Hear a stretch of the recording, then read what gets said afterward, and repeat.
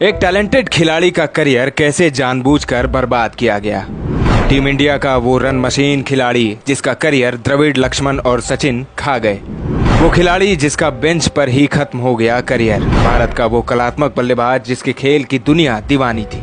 वो खिलाड़ी जो मैदान पर फील्डिंग के दौरान चीते से ज्यादा फुर्तीला था। दोस्तों, भारत में क्रिकेट जैसे खेल की जो लोकप्रियता देखने को मिलती है, शायद ही किसी और मुल्क में ऐसे देखने को मिले, क्योंकि इस खेल ने नाम, शोहरत और पैसा सब कुछ दिया है। यही वजह है कि 140 करोड़ की आबादी वाले इस भारत देश में हर एक युवा क्रिकेटर बनने का ख्वाब संजोता है और उसे पूरा करने के लिए दिन रात एक भी करता है। लेकिन जब वो उस मुकाम तक पहुंचता है तो उसके टैलेंट को नज़रअंदाज कर उसे सिर्फ बेंच पर बैठा दिया जाता है और इस तरह उसका करियर बेंच पर ही दम तोड़ देता है।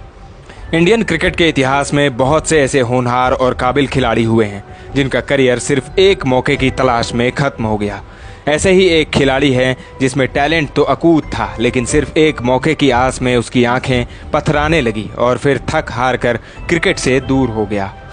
दोस्तों, आप देख रहे हैं चक दे क्रिकेट की खास पेशकश और आज हम अपनी इस वीडियो में बात करने वाले हैं भारतीय टीम के उस खिलाड़ी की जिसकी बल्लेबाजी को देखकर दिग्गजों ने कहा था कि आने वाले वक्त में रनों का अंबार लगा देगा। लेकिन फिर ऐसा क्या हुआ कि इस खिलाड़ी के साथ वो एक मौके के लिए तरस गया। जी हाँ, हम बात कर रहे हैं सुब्रमण्यम बद्रीनाथ की।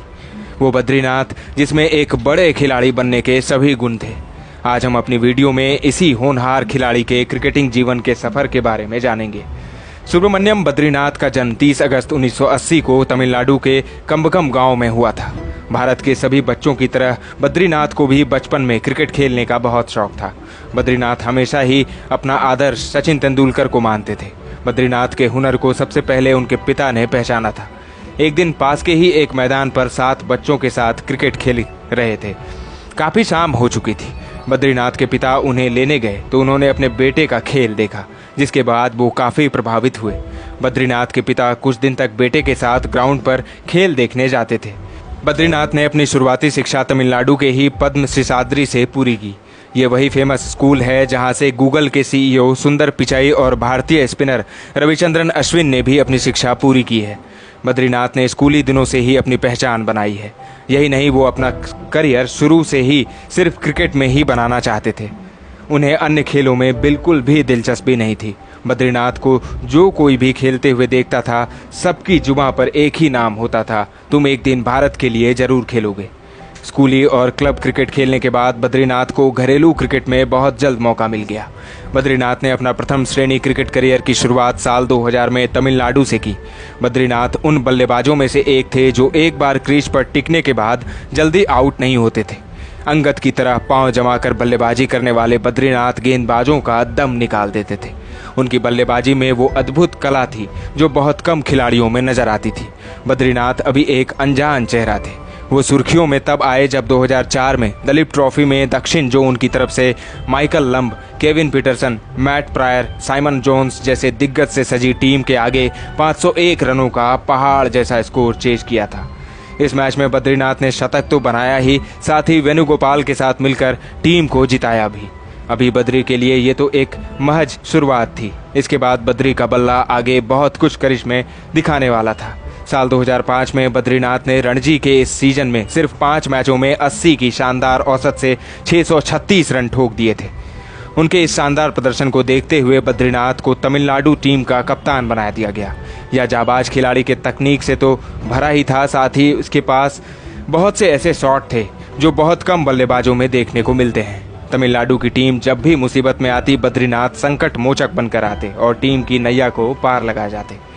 बद्री एक बार क्रीज पर पांव जमा लेते तो उसे उखाड़ने में विरोधी टीम के गेंदबाजों का दम निकल जाता था। बद्री का बल्ला शांत होने का नाम ही नहीं ले रहा है।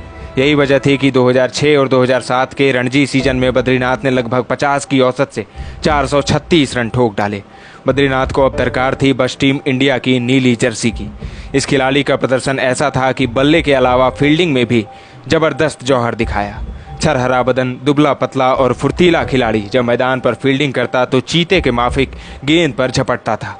बद्रीनाथ अक्सर पॉइंट पर फील्डिंग करते थे, जहां अक्सर टीम के सर्वश्रेष्ठ फील्डर फील्डिंग करते हैं। बद्रीनाथ के शानदार प्रदर्शन को देखते हुए उन्हें इंडिया ए टीम में जगह मिली, जहां उन्होंने केनिया, दक्षिण अफ्रीका और जिम्बाब्वे के खिलाफ खूब रन बनाए। बद्रीनाथ के प्रदर्शन की गूंज नेशनल टीम के चयनकर्ताओं तक पहुंच चुकी थी। यही वजह थी कि उन्हें ऑस्ट्रेलिया के खिलाफ होने वाले अंतिम वनडे मैच के लिए टीम में शामिल कर लिया गया, लेकिन उन्हें मौका नहीं मिला। बिना मैच खेले ही उन्हें पाकिस्तान दौरे से बाहर कर दिया गया। इसके बावजूद बद्रीनाथ ने हार नहीं मानी और उन्होंने घरेलू क्रिकेट खेलना जारी रखा।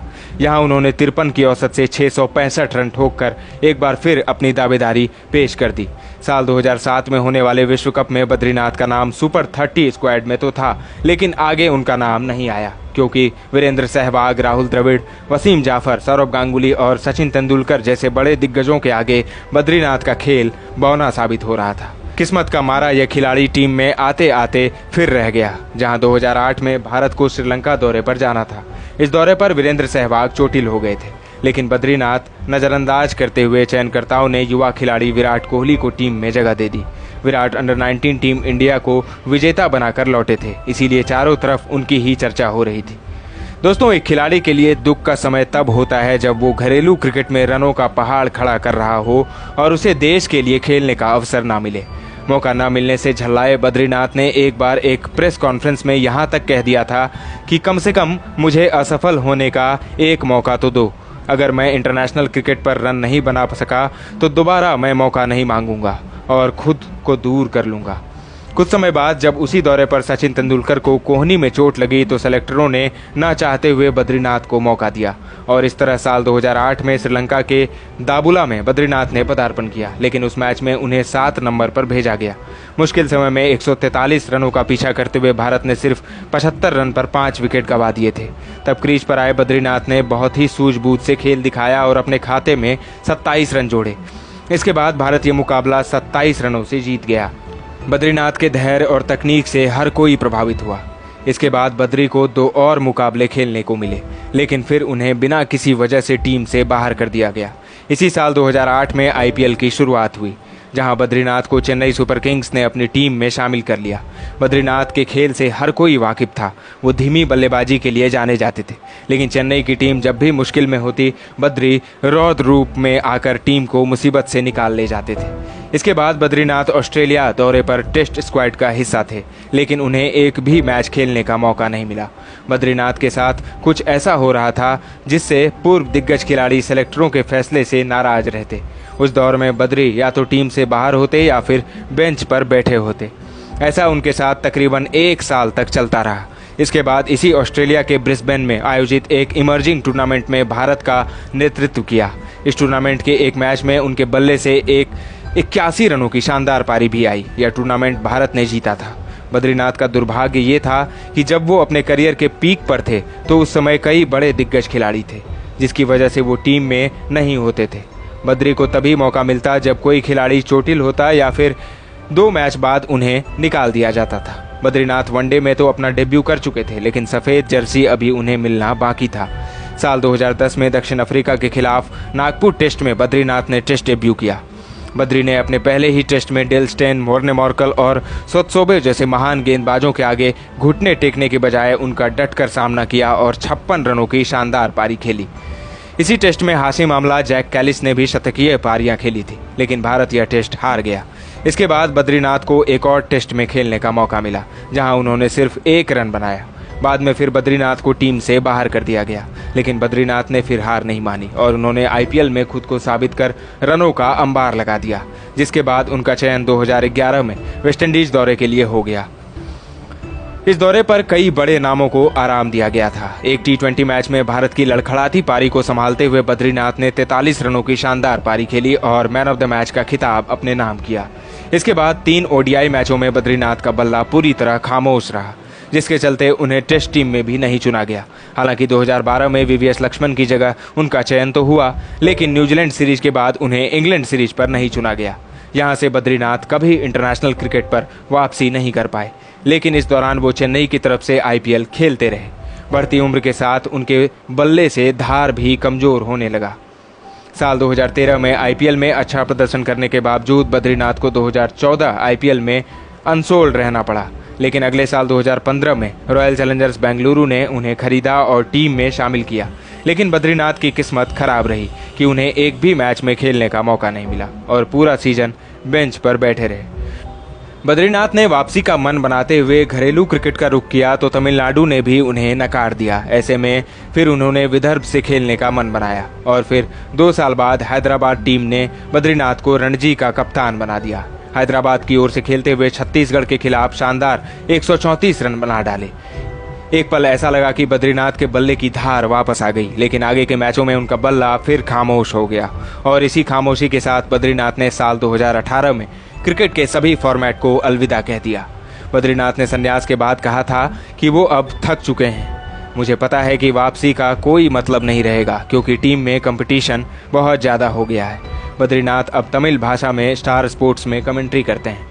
दोस्तों, एस बद्रीनाथ के क्रिकेट करियर को देखें तो उन्होंने सिर्फ 2 टेस्ट मैच खेले जिसमें उन्होंने 21 के साधारण औसत से 63 रन बनाए। तो वहीं बद्रीनाथ ने 7 वनडे मैचों में 79 रन बनाए और एकमात्र T20 मैच खेला जिसमें 43 रन बनाए। बद्रीनाथ के घरेलू क्रिकेट पर नजर डालें तो काफ़ी शानदार करियर रहा है। बद्रीनाथ ने 145 फर्स्ट क्लास मैचों में 10,245 रन बनाए। इसके अलावा लिस्ट ए के 144 मैचों में 4,165 रन।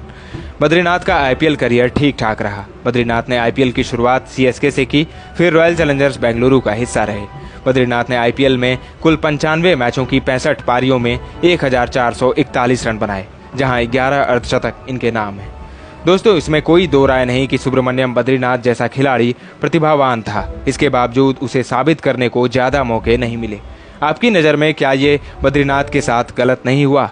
आप हमें अपनी राय वीडियो में कमेंट करके बता सकते हैं। ऐसे ही इंटरेस्टिंग वीडियो और खबरों के लिए बने रहें हमारे साथ। अगले अंक में मिलेंगे एक और खिलाड़ी के साथ, एक और स्टोरी के साथ। अभी दीजिए इजाज़त। धन्यवाद।